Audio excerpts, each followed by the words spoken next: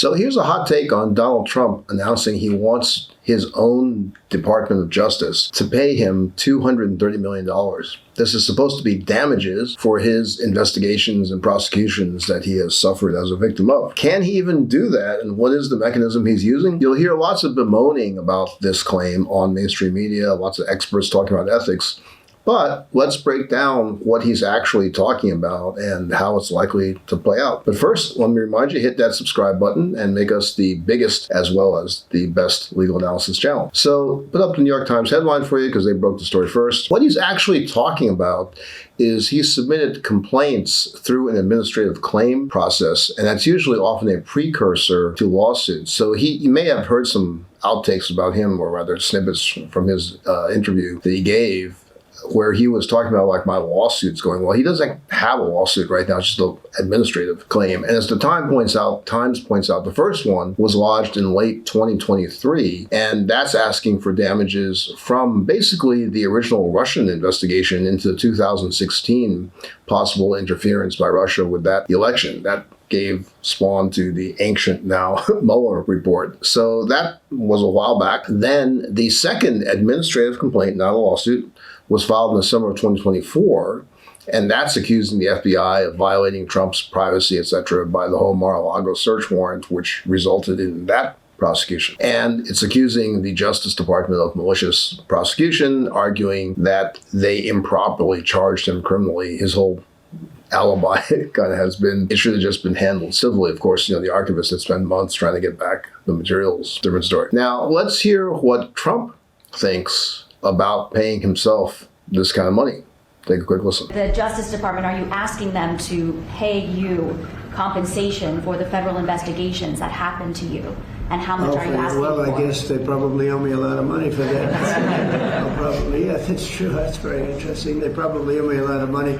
But if I get money from our country, I'll do something nice with it, like give it to charity or give it to the White House while we restore the White House. And we're doing a great job in the White House. As you know, the ballroom is under construction. Now, with the country, it's interesting because I'm the one that makes the decision, right? And, that decision would have to go across my desk. And it's awfully strange to make a decision where I'm paying myself.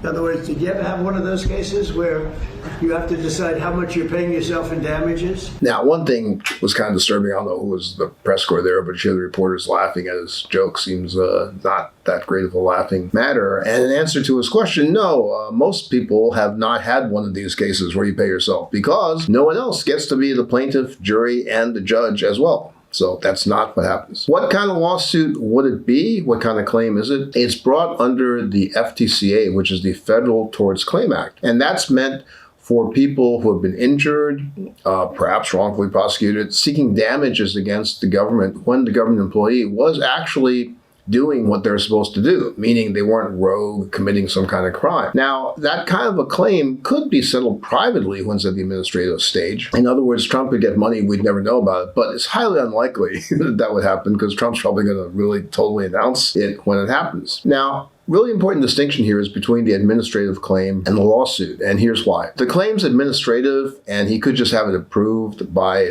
Attorney General Bondi, Deputy Attorney General Todd Blanche, Kash Patel, the FBI director, and of course himself. And of course, getting rid of all the prosecutors and agents who had worked on various cases lends a kind of an atmospheric for this, like this was a terrible thing, was done wrong. But if they get to the lawsuit part, a little bit of a problem there, right? There's a statute of limitations for the FTCA, we'll put that up for you. And the 2016 one looks kind of like out of that limitations period. However, further Merrick Garland problem, maybe. When you have a criminal investigation, civil claims usually get tolled, meaning they're kind of held in abeyance. And in the last days of his DOJ, Garland's people never really rejected these claims, which kind of left them in limbo land, not really sure why they would do that. So it could provide some wiggle room saying, we had claims pending. Before that, there had been the investigations since 2016. So it might give some wiggle room there. I mean, hard to understand what Garland was thinking there, but really doesn't matter because Trump can just authorize the whole thing. And of course, he claims if he gets this money, it might go to charity. Charity, kind of like the original Trump Foundation, that Trump College or whatever it was. That was a charity, right? Or maybe a charity like this one.